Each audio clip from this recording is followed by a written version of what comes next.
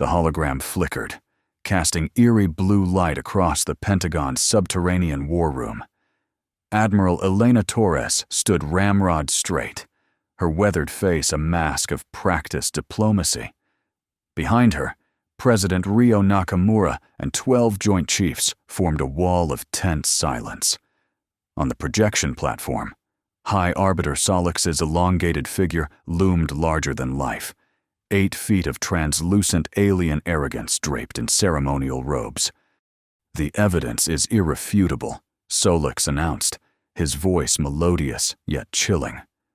6 fingered hands gestured gracefully, conjuring images of human spacecraft, shield arrays, and quantum computers.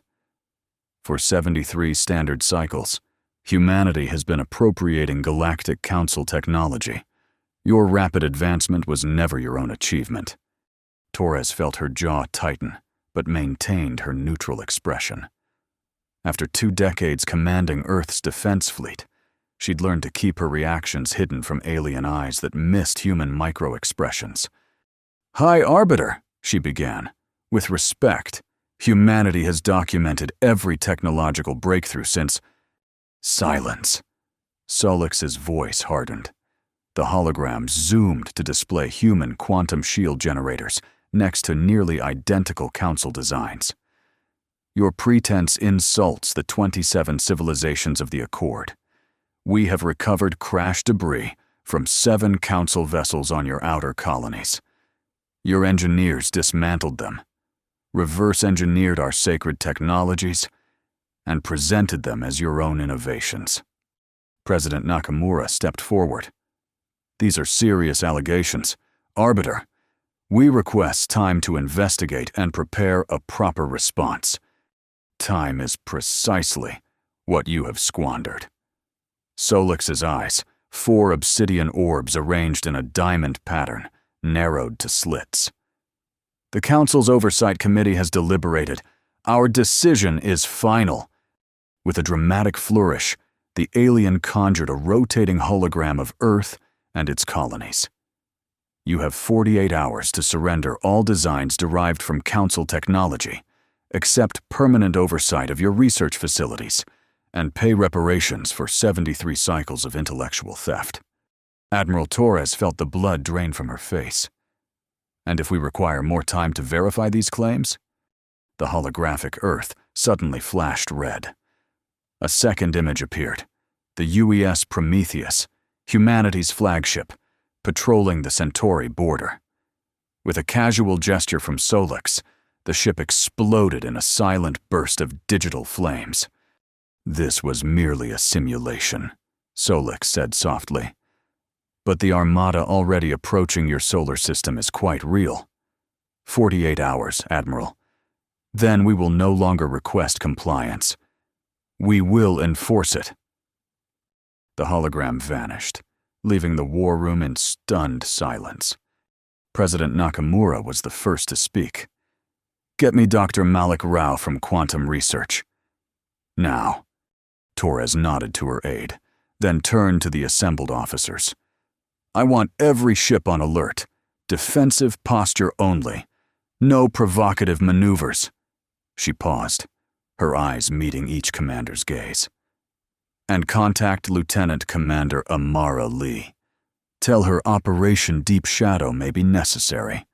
As the room erupted into controlled chaos, Torres felt a familiar weight settle onto her shoulders. After a century of careful diplomacy with the Council, humanity faced an existential threat. But something about Solix's accusations didn't add up. In her gut, she sensed they were missing a crucial piece of the puzzle. Her personal comm chirped. "Admiral," came a familiar voice. "Dr. Rao is waiting in your secure briefing room." "Tell him I'm on my way," she replied, straightening her uniform. "And make sure his access to the crash site data is unrestricted." The countdown had begun. Dr. Malik Rao looked up from his holographic display as Admiral Torres entered the room. His dark eyes were rimmed with the fatigue of someone who'd been staring at quantum calculations for too many hours straight. "They're lying," he said without preamble. Torres took the seat across from him. I need more than your intuition, Malik. How about physics, then? He manipulated the display, showing crash sites from Jupiter's moons to the Proxima Centauri colonies. I've analyzed every recovered piece of council tech we've documented. The impact patterns are wrong. Wrong how? Too clean. Rao expanded one image, wreckage on Titan's methane plains. These aren't crash sites. They're plants. Deliberate deposits of technology for us to find. Torres leaned forward. You're saying they wanted us to discover their tech? Precisely. Rao's fingers danced across the interface. And there's more. The quantum signature of these devices shows they were manufactured recently, within the last decade. But the designs they're accusing us of stealing date back to our breakthroughs in the 2150s. Torres felt her pulse quicken. They're framing us. Brilliantly, I might add. Rao closed the display. But why now? And why such an elaborate deception? The room's door slid open, admitting President Nakamura. The political leader's usually composed face was drawn with worry. Admiral, Doctor, she nodded to each. The Council has broadcast their accusations across 4 quadrants. The Altarians have already suspended trade agreements. 16 Earth colonies report Council ships entering their systems. Torres straightened. Madam President, Dr. Rao has uncovered evidence that the Council's claims are fabricated. Fabricated or not, we're facing a blockade that could starve our outer colonies within weeks. Nakamura sank into a chair. The Council has proposed a formal handover ceremony on Luna Station. They expect us to publicly admit guilt and surrender all advanced technology patents. We can't possibly agree to that, Torres protested. Can we afford not to? Nakamura's voice was weary. Their armada outnumbers our fleet 3-1. Rao cleared his throat. There might be a third option. If the Council planted technology for us to find, they must have had a reason. What if we could trace these devices back to their source? Torres nodded slowly. Lieutenant Commander Lee specializes in exactly this kind of operation. A stealth mission to recover original data while we stall diplomatically. Nakamura mused. It's risky. Everything is risky now, Torres replied. But I need your authorization to deploy Lee's team. The President studied Torres's face. You've served Earth faithfully for 20 years. Elena, do you believe this is our best chance? Torres thought of the countless diplomatic missions, the careful dance of interspecies relations, the pride she'd felt watching humanity expand peacefully among the stars. All of it now threatened by lies. I do, she said simply. Nakamura nodded. Then you have it. But proceed with extreme caution. If the Council detects this operation, the unspoken consequence hung in the air. Understood. Torres stood. With your permission, I'll coordinate with Lieutenant Commander Lee immediately. As she left the room, Torres felt a strange calm settle over her. In the face of an impossible situation, they now had the beginnings of a plan, fragile as it might be. Lieutenant Commander Amara Lee received her orders with characteristic efficiency. Within 6 hours, her stealth vessel was approaching the crash site on Titan, running dark to avoid Council sensor nets. Approaching insertion point, her pilot murmured over the comm. Methane storms providing excellent cover. Lee checked her team, 4 specialists in exotech retrieval, each wearing adaptive camouflage suits. Remember, we're after the flight data logs only. Don't disturb anything else. The ship settled silently onto Titan's surface, half a kilometer from the site. Lee led her team through swirling orange haze, their suits automatically adjusting to blend with the alien landscape. Sight in visual range, she reported to Torres via encrypted channel. No signs of surveillance. Proceed with caution, came the Admiral's voice. You have 40 minutes before the next Council scanner pass. The crash site looked convincingly authentic. A Council scout ship partially buried in frozen methane. Its hull breached in multiple places. Too convincingly authentic, Lee thought as she approached. "Something's wrong," she muttered, scanning the wreckage. "The damage pattern is too perfect." "Perfect how?" Torres asked. "Like it was designed to look damaged while keeping certain components intact." Lee gestured to her tech specialist. "Vargas, check for quantum signatures." The specialist ran a handheld scanner over the wreckage. "Commander, I'm reading multiple active signatures. This wreck is still powered." Lee felt her skin prickle with danger. "It's a trap. Everyone back to—" A piercing alarm shrieked from the ship. Lights embedded in the hull flashed to life, bathing the team in harsh blue radiance. "Intrusion detected," announced a mechanical voice in perfect standard English. "Security protocols engaged." "Move!" Lee shouted, but it was too late. A containment field sprang up around the site, trapping her team inside. "Torres to Lee, report!" came the Admiral's urgent voice. Lee made a split-second decision. "Plan Delta," she ordered her team, who immediately activated emergency protocols on their suits. To Torres, she said, "The site was rigged, trap sprung, implementing Delta." "Understood," Torres replied, her voice tight with concern. "Get what you can and get out." The containment field would notify Council security, but they'd have minutes before any response arrived. Lee turned to her team. "Vargas, extract the flight logs. Phillips, plant the quantum trackers in the navigation system.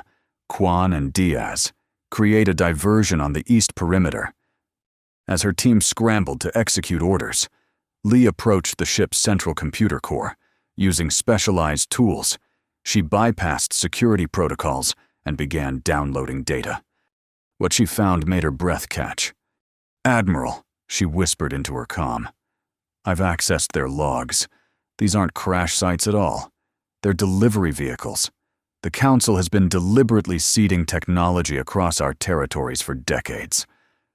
"Can you verify that from the ship's own records?" Torres asked sharply. "Confirmed." Lee transmitted data packets as she spoke. "And there's more.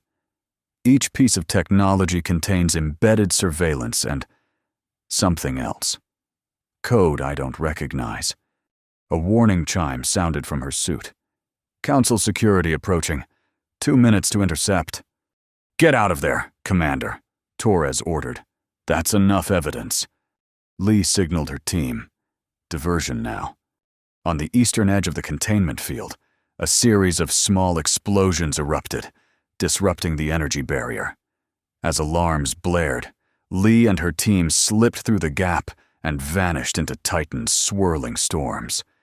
By the time Council security arrived, the human team was already aboard their stealth vessel, accelerating away from Titan under the cover of a massive methane front. Lee secured the stolen data and inserted a quantum-encrypted chip into her suit's hidden compartment. If they were captured, at least this evidence would reach Torres. "Package secure," she reported. "Heading home." In her command center, Admiral Torres allowed herself a small breath of relief. "Well done, Commander. Now let's see what you found." The countdown clock on her display showed 36 hours remaining. While Lee's team returned from Titan, Dr. Rao worked tirelessly to penetrate Council archives, using back doors discovered years earlier but never activated. He navigated through layers of alien encryption. "This is unexpected," he murmured, drawing Torres's attention. "What have you found?" she asked, leaning over his shoulder. "According to their own internal records, many technologies they're accusing us of stealing were actually developed on Earth first." He highlighted a series of dates. "Our quantum shield designs predate theirs by nearly 15 years. Torres frowned. "That contradicts everything they've told the galaxy." "Exactly." Rao expanded his findings. "And that's not all. Look at these communication logs between High Arbiter Solix and the Council's Technology Appropriation Division. The messages, translated from the Council's formal language, were damning. Human innovation rate exceeds projections. Recommend accelerated integration before they achieve true independence. Approved. Deploy Phase 3 technology traps. Ensure traceable components lead back to Council origins. Oversight Committee requests timeline for compliance initiative. Solix confirms. Ready to implement within 2 standard cycles. Torres read the exchanges with growing anger. They've been planning this for years, but why frame us now? Rao pointed to another file. This economic forecast might explain it. Council resource projections show critical shortages within the next decade. They need our colony's resource-rich systems. So this is about expansion. Torres straightened, her mind racing. They can't legally annex independent human worlds. But if we're found guilty of technology theft, they gain oversight control of all our systems. Rao finished. Legal annexation without firing a shot. Torres stared at the evidence, her military mind already formulating counter-strategies. We need to get this to President Nakamura immediately. There's one more thing. Rao hesitated. I found references to something called the Compliance Protocol, a failsafe embedded in all Council technology. I can't determine exactly what it does, but it seems to be a remote shutdown mechanism. Torres's eyes widened. Including in the technology they planted for us to find. I believe so. Which we may have integrated into our own systems. Torres felt a chill run down her spine. They could disable our defenses remotely. Theoretically, Rao agreed, but I might be able to isolate the signature and develop a counter-protocol. Torres nodded. Make that your priority. And Malik, this stays between us for now. Until we understand the full extent of this protocol. Understood. He turned back to his screens, fingers already dancing across interfaces. Torres stepped away, activating her secure comm link to the President. Madam President, we have confirmation. The Council's evidence is fabricated, but the situation is more complex than we realized. After briefing Nakamura, Torres retreated to her private office and stared out at the stars visible through her viewport. The principles of honor and honesty had guided her entire career. Now, she was contemplating deception on a galactic scale. Could she betray those principles, even to save humanity? The moral weight pressed down on her like physical gravity. She thought of her father, who had served as Earth's first ambassador to the Council, who had taught her that integrity was humanity's greatest strength. What would you do, Father? She whispered to the empty room. The stars offered no answer. But as she watched them, a plan began to form in her mind, one that would require both deception and the deepest kind of integrity. 24 hours before the Council's deadline, Lieutenant Commander Lee's team returned with the stolen data. Torres immediately convened a secure meeting with President Nakamura, Dr. Rao, and Lee in the White House's most heavily shielded room. The evidence is conclusive, Torres announced. The Council has been planting technology for us to find, then documenting our discovery as proof of theft. Lee nodded. The flight logs from the Titan site contain explicit mission parameters: deposit technology, ensure human recovery, report success, and I found evidence that many of our original innovations predate Council versions. Rao added, they've been stealing from us, not the other way around. President Nakamura absorbed this information with a grave expression. Can we present this evidence to neutral parties? The Altarians might listen. The Council's propaganda campaign has been too effective, Torres replied. We'd be dismissed as fabricating counter-evidence. Then what options do we have? Nakamura asked. Their armada enters our system in 23 hours. Torres took a deep breath. I propose Operation Mirror Shield. She activated a holographic display showing Earth's inner solar system. Hundreds of small dots appeared around Earth, Mars, and Venus. Automated defense platforms, she explained, equipped with our latest quantum shield technology and non-lethal disabling weapons. Currently in stealth mode, undetectable to Council scanners.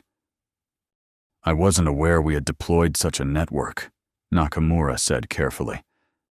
It was authorized under Defense Protocol Epsilon, preparation for extreme contingencies. Torres met the president's eyes steadily. But defense alone won't solve our problem. We need to expose the Council's deception to the entire galaxy. How? Lee asked. Torres turned to Rao. Have you identified the compliance protocol signature? The scientist nodded. Yes, and I've developed a countermeasure. More importantly, I've discovered we can reverse engineer it, create our own version that affects Council systems. That's what I was hoping. Torres outlined her plan, watching her colleagues' expressions shift from surprise to uncertainty to cautious hope. When she finished, silence filled the room. President Nakamura broke it first. This is an extraordinary gamble, Admiral. If it fails, we risk not just defeat, but annihilation. And if we surrender, Torres countered, we become a vassal state, our resources stripped to serve Council interests. I agree with the Admiral, Lee said quietly. The Council has already demonstrated their willingness to lie and manipulate. Conventional diplomacy has failed. Nakamura turned to Rao. Doctor, is this plan technically feasible? He hesitated. In theory, yes. But we'd need to place quantum trackers inside Council ships, physically install them. Which is why, Torres continued, we'll agree to their handover ceremony. We'll bring the technology they demanded, with our trackers embedded inside. A Trojan horse, Nakamura murmured. Precisely. Torres stood straight, her decision made. Madam President, I formally request authorization for Operation Mirror Shield. Nakamura studied each face around the table. Finally, she nodded. Authorized. But Elena, she added, using the Admiral's first name. This operation balances on a knife's edge between justified defense and aggressive provocation. Tread carefully.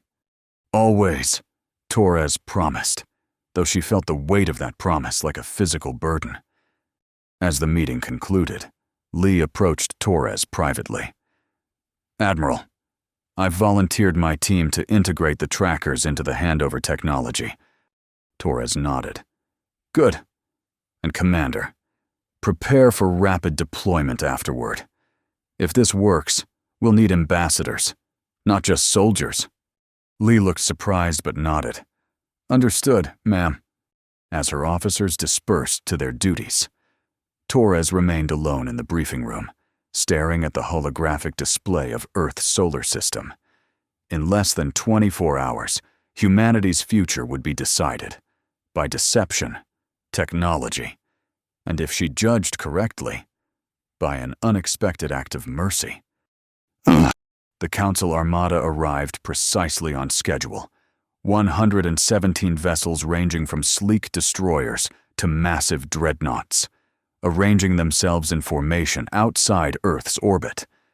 Their weapons remained powered down, but the threat was unmistakable.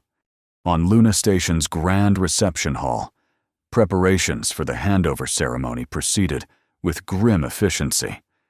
Council representatives inspected the chamber, placing their own security measures throughout. President Nakamura would stand before representatives from 27 alien civilizations and confess to crimes humanity never committed. Admiral Torres supervised the loading of the surrendered technology, quantum shield generators, FTL navigation systems, and communication arrays, each containing Dr. Rao's carefully hidden trackers. Final diagnostics complete, Lee reported, her voice low. All trackers are online but dormant. Torres nodded. Good. Take your position in the observation gallery. When I give the signal, I'll be ready, Lee promised. Torres watched her walk away, then turned as Dr. Rao approached, his expression troubled. Having second thoughts, she asked quietly. About the plan? No. He gestured to the assembled technology. But I've been thinking about what this means for the future of science in our society. Innovation should unite species, not divide them. In an ideal galaxy, perhaps. Torres adjusted her ceremonial uniform. But today, we're fighting for our right to exist independently. Rao nodded. Just promise me one thing. When this is over, if we succeed, we'll build something better than what the Council created. You have my word, Torres said, meaning it.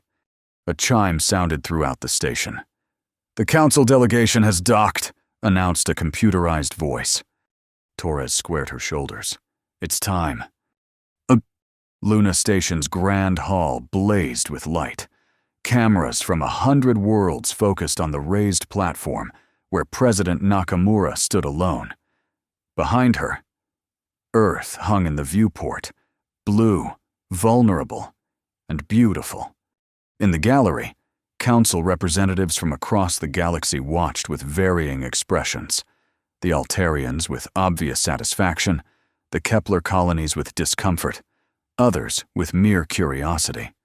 High Arbiter Solix entered last, his ceremonial robes trailing behind him. The hall fell silent as he took his position opposite Nakamura. Beings of the Galactic Council, his voice resonated through the chamber. We gather to witness justice. For too long, humanity has taken what wasn't theirs, claiming Council achievements as their own. Torres, standing at military attention to one side, caught Lee's eye across the room. Her officer nodded almost imperceptibly. Solix gestured, and a holographic display appeared, showing the evidence against Earth. Today, humanity acknowledges these transgressions and accepts Council oversight. President Nakamura, you may address the assembly. Nakamura stepped forward, her face solemn but composed. High Arbiter, representatives of the Council, I stand before you to acknowledge that humanity has benefited from Council technology. A murmur ran through the alien delegates. The technologies we surrender today, Nakamura continued, indicating the displays on the platform, represent decades of advancement. We return them to their rightful owners and accept the Council's judgment. Solix's 4 eyes gleamed with triumph. The Council acknowledges this confession and accepts humanity's surrender. He turned to the assembled delegates. This historic moment marks the beginning of a new era, one where humanity takes its proper place under Council guidance. Torres felt her jaw clench as she watched the self-satisfaction on the alien's face.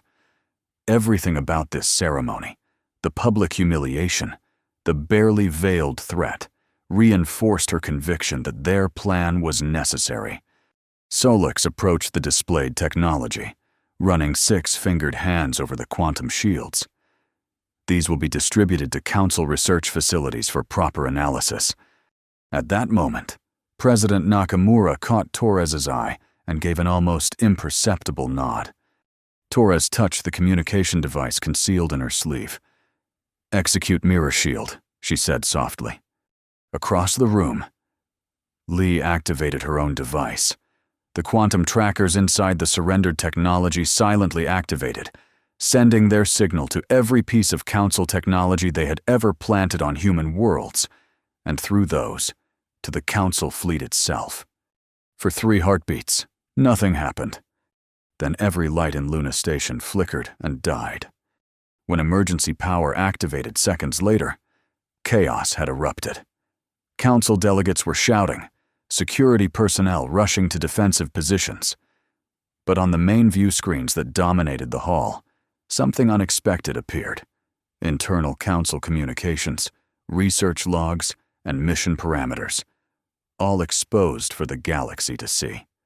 "What is the meaning of this?" Solix demanded, his melodious voice cracking with alarm.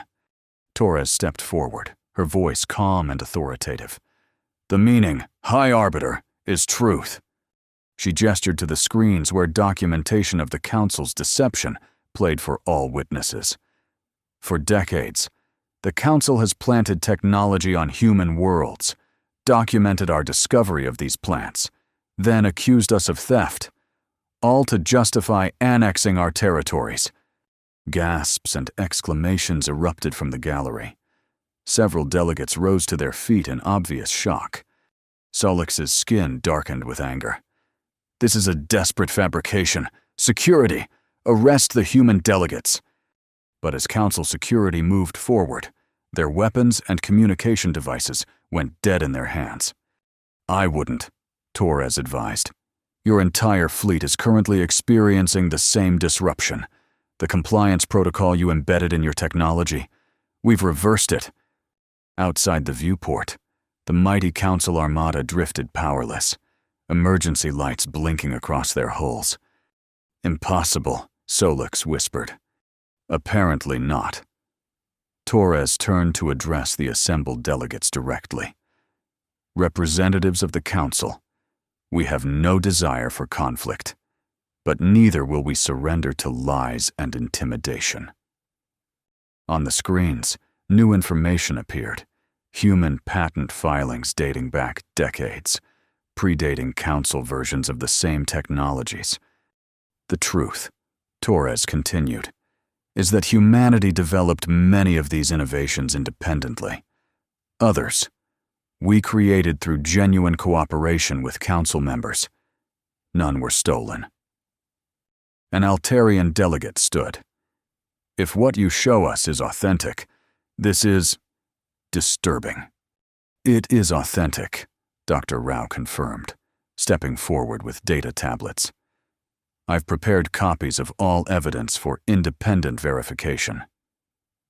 Solix's composure shattered. "This is treason.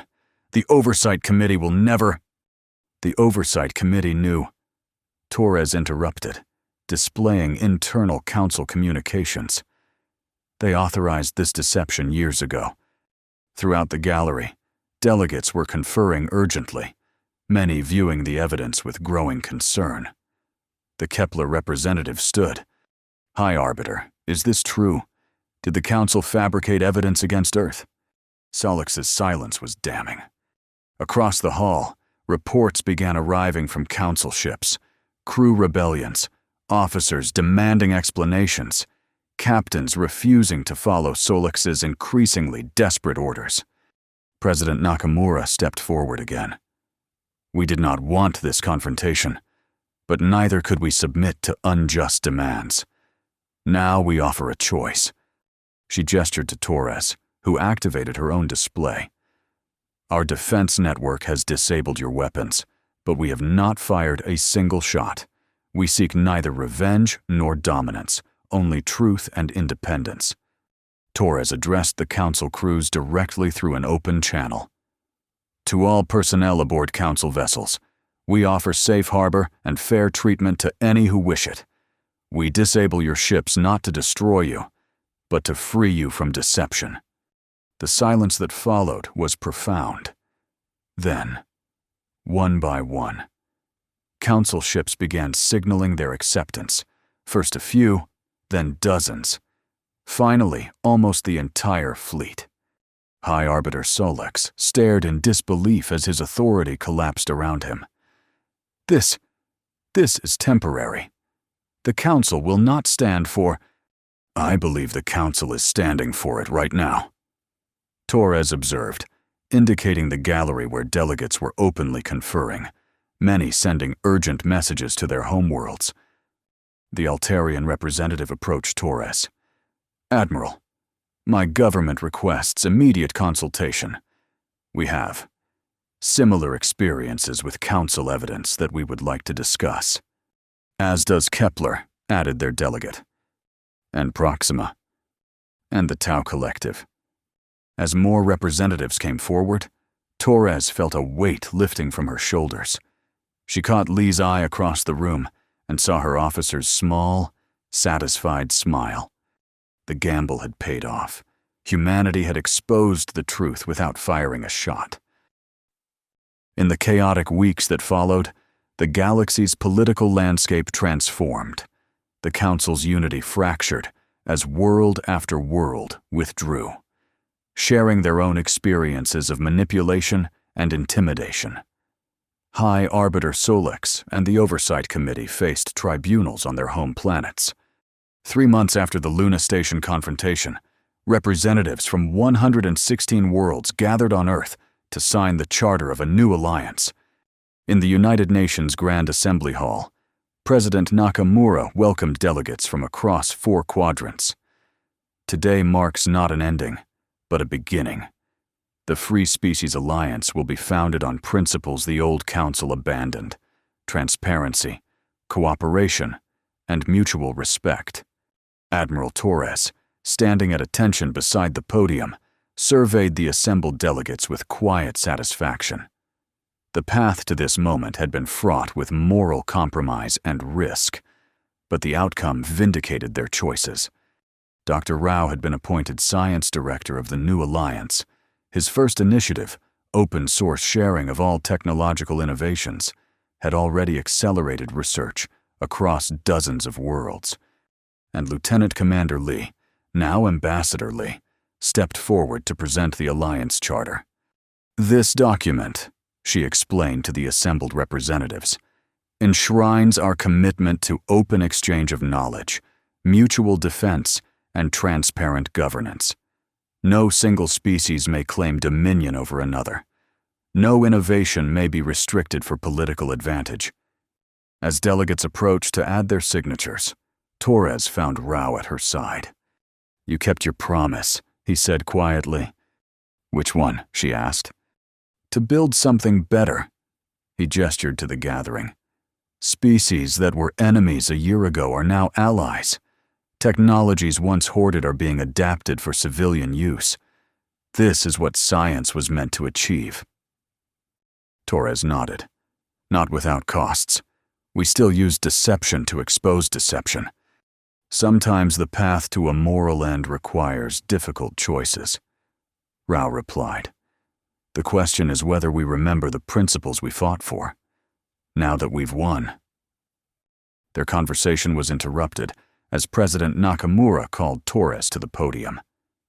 "The Alliance Council has made a unanimous decision," she announced. "Admiral Elena Torres will serve as the first commander of the Alliance Defense Fleet." Applause filled the hall as Torres stepped forward, momentarily overwhelmed. She had expected to retire after the crisis, perhaps teach at the academy. Instead, she was being asked to build something new, a defensive force dedicated to protection rather than domination. "I accept this honor," she said simply, "and the responsibility it entails. The defense fleet will stand ready, not to conquer or control, but to preserve the freedom we all cherish." More applause followed, but as Torres returned to her position, she noticed Ambassador Lee slipping quietly from the hall. Following her instinct, Torres excused herself and found her former officer on a balcony overlooking the Geneva landscape. "Not enjoying your diplomatic triumph?" Torres asked, joining her at the railing. Lee smiled. "Just taking a moment to appreciate what we accomplished." She hesitated. "And to consider what comes next. Having second thoughts about your new role?" "Not exactly." Lee turned to face her former commander. "During the operation, I accessed more council files than I initially reported. There were references to unexplored regions beyond the galactic rim, places even the council feared to go." Torres raised an eyebrow. "And you're curious, aren't you?" Lee's eyes lit with the same determination Torres had always valued. "There's so much we don't know. Admiral, new species to meet, new challenges to face. Ambassador Lee proposing an exploration mission? I thought you were committed to diplomacy now. Why choose? Lee smiled. The best diplomacy happens on the frontier. Torres considered this, looking out at the sunset, painting Earth's sky in brilliant oranges and purples. Perhaps Lee was right. Exposure of the Council's corruption was only the beginning. The real work, building a truly just interstellar community, lay ahead. Submit a proposal to the Alliance Council, Torres said finally. I'll support it. Lee nodded, her expression resolute. Thank you, Admiral. As Lee departed, Torres remained on the balcony. Tomorrow would bring new challenges, new ethical dilemmas, new tests of character. But tonight, she allowed herself to simply appreciate what humanity had achieved, not just survival, but the chance to help shape a more just galaxy. Later that evening, Torres stood on Luna Station's observation deck, the same station where, months earlier, humanity had faced its greatest crisis. Through the viewport, Earth rose slowly above the lunar horizon, while behind it, the sun emerged from eclipse, creating the illusion of twin suns rising over humanity's cradle. New ships were already under construction in orbit, vessels designed not for war, but for exploration and protection. The Alliance's combined scientific knowledge was already yielding breakthroughs that would have taken individual species decades to achieve.